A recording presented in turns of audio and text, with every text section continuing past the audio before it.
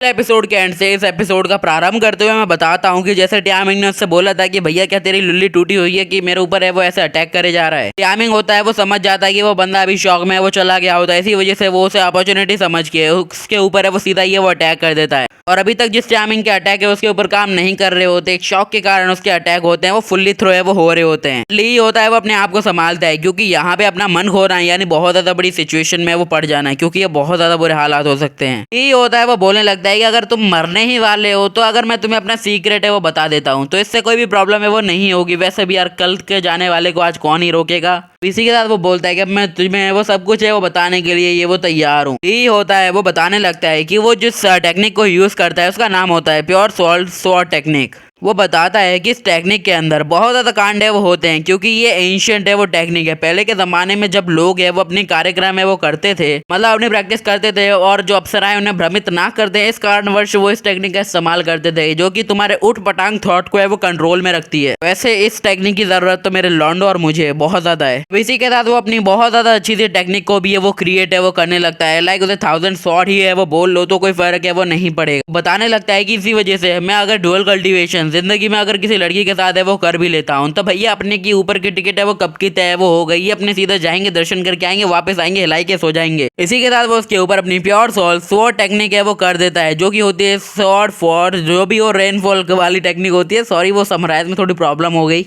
ली होता है वो अपनी बैक स्टोरी है वो बताने लगता है कि जब उसने हेजुआन सेक्ट है वो ज्वाइन किया था तब वो तकरीबन 13 साल का है वो होगा और वो बहुत ज्यादा ये वो छोटा था और क्यूट था और बहुत ज्यादा ये वो टैलेंटेड था। इसी वजह से मुझे लड़कियों से काफी ज्यादा ये वो भाव है वो मिलने लगा था। इसी के कारण अगर मैं चाहूँ तो भी मैं रजिस्ट है वो नहीं कर पाता था। मतलब जो सेट की लड़कियां थी वो बार बार मुझे फोर्स है वो करती रहती थी और पूरे के पूरे दिन भैया मैं कमरे में लगा पड़ा रहता था। कमला हिर जाए पीके की कार बन जाए हमें फर्क नहीं पड़ रहा बट लगे रहो मुन्ना भाई। ली बताने लगते कि जैसे लड़कियां मुझे बोलती थी सैया जी कमरे में आइया जी फिर हम करें। तो कहते हैं ना अंधकार में खोने के बाद अगर तुम वापस आने की कोशिश भी है वो करते हो तो तुम्हें वो कुछ भी है वो नहीं कर पाओगे। ली के साथ भी है वो होने लगा था। वो बोलने लगता है कि एक दिन इन सब के कारण मैं कर्ज है वो हो गया मेरे ऊपर और मैं बहुत ज्यादा ये बुरी हालात तक है वो पहुंच गया था। टाइमिंग होता है वो प्रेजेंट में होता है। ली से बोलता है कि एक मिनट क्या तुमने अभी कर्ज कहा, क्या मुझे तुम उसके बारे में कुछ है वो बता सकते हो। और इसी के साथ टाइमिंग होता है वो अपनी सेवर से या फिर जो डैगर से होती है उससे ली के ऊपर है वो अटैक करने लगता है बट ली उसके अटैक को ब्लॉक कर देता है। सिस्टम पे आ जाता है एक एरर। वो उसे वार्निंग देने लगता है कि भाई देख तेरी स्पिरिचुअल एनर्जी है वो 3% की है वो बची है और जो बिग बैन है उसको भी आने में वो 1 मिनट और 30 सेकंड है वो बची है। डियामिंग होता है वो बोलने लगता है कि मैंने अपनी काफी ज्यादा ये वो एनर्जी है वो यूज कर दी है सोल सर्चिंग टेक्निक के लिए। इसी के कारण अब मेरे पास है वो बहुत ज्यादा कम स्पिरिचुअल एनर्जी है वो बची है और जिस फाइट में अब मुझे बहुत ज्यादा एनर्जी की आवश्यकता है उसी फाइट में मेरे लगे पड़े हैं। मैं करूँ तो करूँ क्या, बोलूँ तो बोलूँ क्या। बताने लगता है कि उस दिन के बाद जैसे भी मैंने कभी ये वो डुअल कल्टीवेट करने की वो ट्राई की थी मेरी तो है वो एकदम भर के वो लगी थी एकदम, मतलब मैं बोलूं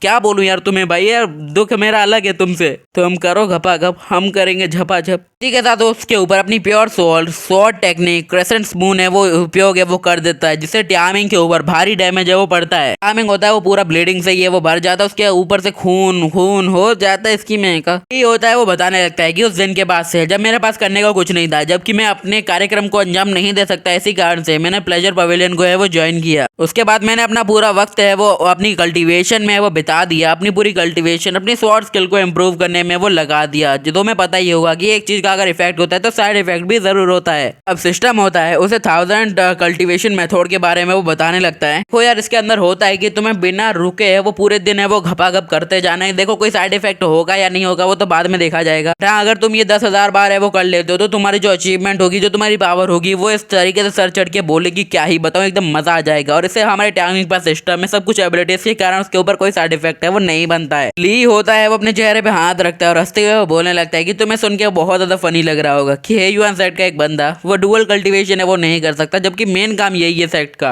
वो बोलने लगता है कि इसी कारण से मैंने जो अपनी स्वॉर्ड टेक्निक है वो अब उसे मास्टर है वो कर लिया। पूरे दिन उसी की प्रैक्टिस है वो करता रहता हूँ जिससे भी लॉन्डो को लगे कि भैया प्रैक्टिस कर रहा है कुछ है वो गड़बड़ है वो नहीं है इसके अंदर। वो टाइमिंग को है वो बताने लगता है कि हाँ तुम्हें सुन के बहुत ज्यादा हंसी आ रही होगी या फिर कुछ है वो लग रहा होगा, क्योंकि कितनी सेंचुरी से मैं ही यहाँ का नंबर 1 है वो बना है वो बैठा हूँ, और उस टॉप नंबर के बनने में इतना ज्यादा बड़ा वॉल्ट होगा जो कि एक जोक के बराबर है। तुम्हें लगता है अगर मैं ये बात अपने लॉन्डो को बताऊंगा वो मेरी है वो इज्जत करेंगे, वो हंसेंगे मेरे ऊपर। अभी ली होता है वो थोड़ा शांत होता है और वो बोलता है मुझे माफ करना कि मैंने अपना सारा गुस्सा है वो तुम्हारे ऊपर ही है वो निकाल दिया। वो बोलने लगता है कि आखिरकार मैं क्यों सोच रहा हूँ कि एक नॉर्मल बंदा है वो मेरी बात है वो समझेगा, जब कोई बड़ा आदमी मेरी बात है वो नहीं समझता तो एक ऑर्डिनरी पर्सन है वो क्या ही उखाड़ लेगा, तुम्हें नहीं समझ आएगा। How can I feel. इतने ही बीच में टियामिंग की आंखों के सामने से हमारा जो ली होता है वो गायब हो जाता है और सरप्राइज करने के लिए उसके साइड में से ही है वो निकलता है और अपनी pure wall shot technique flash step है वो करता है और लिटरली वहां पे बहुत ज्यादा बड़ा धमाका है वो हो जाता है जंगल के अंदर। वो देखने वाला है वो नजारा होता है। अब इतने ही बीच में सिस्टम होता है वो उसे बताने लगता है कि देखो यार कूल डाउन है वो खत्म हो चुका है, अब तुम बिग बोन की पावर अपने अंदर है वो कंज्यूम है वो कर सकते हो और पूरी स्पिरिचुअल एनर्जी है वो तुम ले सकते हो। बिग बोन क्या है वो अपना बाद में देख लेगा, भैया पावरफुल बंदा है। उसके अटैक लगने से पहले टियामिंग होता है वो अपनी डैगर को सामने रखता है और वो बोलता है कि भाई तू तो गया। इसी के साथ टियामिंग के बैक से वो बहुत ज्यादा ही पावर है वो रिलीज होने लगती है जो कि डार्क ऑरा होता है। तो वो बोलने लगता है कि आखिरकार तुम्हारे अंदर इतनी ज्यादा पावर है वो कैसे बची है, क्योंकि मैंने तुम्हारा रत्ती रत्ती पावर को भी वो जाया कर दिया था। अब टियामिंग होता है उसे एक बात बताने लगता है कि अगर मैं तुम्हारी बात लूं तो हम एक ही सिक्के के दो पहलू की तरह है। सच कहूं तो तुम बिल्कुल है वो मेरी तरह हो, मैं तुम्हारी भावनाएं है वो समझ सकता हूँ। मौत का डर लगे रहना, हमेशा अकेले रहने की है वो चाहत, और आपको पता नहीं है कि आप अपनी कैपेबिलिटी से अपना फ्यूचर है वो बदल सकते हो। आप जहाँ हो वहीं के वहीं रह जाने का डर वो कभी भी है वो नहीं बदलता है, और ये सारी दर्द भरी चाहतें अपने मन में दबा के रखना ये सबसे ज्यादा बड़ा है वो खतरा है वो होता है कि किसी के सामने इस चीज को रिलीज करना आपको कमजोर बना सकता है। अभी भी मैंने इस चीज को अपना बैड लक है वो नहीं समझा था, जैसे कि मुझे पता है कि शीयू, यिंग हान, यिंग यार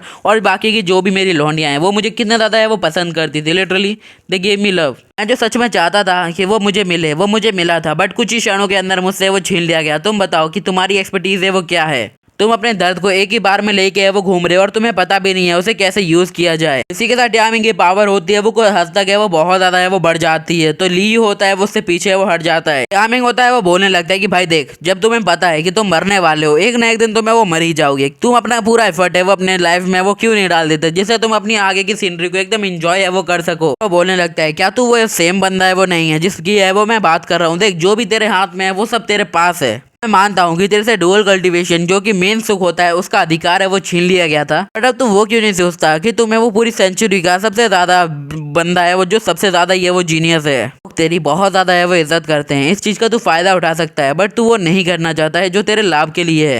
ये बात है दिल पे लग रही होती है। वो बोलता है कि आखिरकार ये साला इतना ज्यादा सच है वो कैसे बोल रहा है, मुझे पता है कि आखिरकार ये कर क्या रहा है बट मैं ये सिंपैथी नहीं ले सकता। इसी के साथ वो अपनी वो पावर को थोड़ा सा रिलीज करता है और वो बोलता है कि चलो जो भी हो, बट मैं ये सब करना नहीं चाहता था। बोलने लगता है कि तुम सच में मेरे अपोनेंट कहलाने के वो लायक हो, तुमने सच में वो काबिलियत है वो है जो मुझे वो चाहिए थी, इसलिए मैं तुम्हारे ऊपर अपना सबसे ज्यादा स्ट्रॉन्गेस्ट अटैक है वो करने वाला हूँ। टाइमिंग होता है वो हंसते हंसते वो बोलता है कि आज नहीं तो कल ये तो होना ही था, तो चल भाई अब रेडी हो जा, मुझे तेरी पूरी पावर है वो देखनी है। इसी के साथ टाइमिंग होता है वो अपनी ब्लैक ड्रैगन अबीस मतलब ब्लैक अबीस बैटल बॉडी है वो एक्टिवेट है वो कर लेता है, जो कि हमारे टाइमिंग के one of the most stronger है वो टेक्निक है। सायोनारा बाय बाय, अगले एपिसोड में मिलेंगे जल्दी। आई नो पता नहीं है मैं क्यों बोलता हूँ एंड में, बट जो भी हो सायोनारा बाय बाय।